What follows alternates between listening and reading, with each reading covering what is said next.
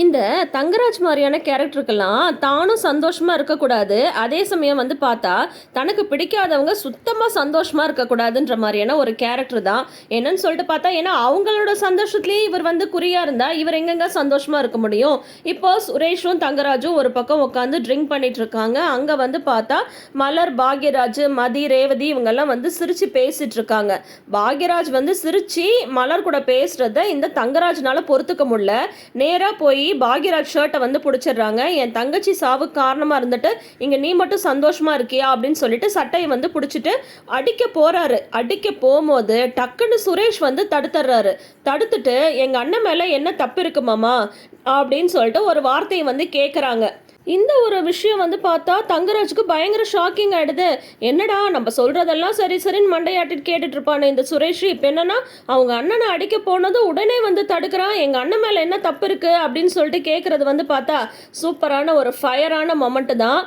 எனக்கும் எங்கள் அண்ணனுக்கும் நடுவில் யார் வந்தாலும் நான் நிற்க மாட்டேன். எங்கள் அண்ணனுக்கு ஒன்றுனா நான் வருவேன், எனக்கு ஒன்றுனா எங்கள் அண்ணன் வருவார் அப்படின்ற மாதிரி இப்போ பார்த்தா சுரேஷ் வந்து இப்படி ஒரு ஸ்டாண்ட் எடுத்திருக்காரு. இதை வந்து தங்கராஜ் சுத்தமாக எக்ஸ்பெக்ட் பண்ணவே இல்லை. ரொம்ப அதிர்ச்சியான ஒரு விஷயம்தான். ஆனால் இந்த சீன் வந்து பார்க்க உண்மையிலே சூப்பராக இருந்தது.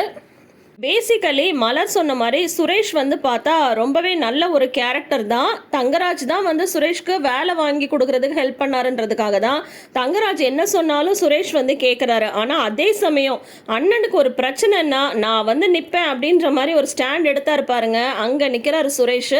ஸோ இப்போ என்னாகும், மதி மனசில் இன்னொரு படி வந்து ஏறி நிற்பார் சுரேஷ். ஆல்ரெடி மதிக்கு வந்து சுரேஷோட கேரக்டர் வந்து பேசிக்காக என்னன்றது இப்போ வந்து தெரிய ஆரம்பிச்சிருச்சு. ஒரு நல்ல கேரக்டர் தான், அன்பான கேரக்டர் தான் அப்படின்ட்டு.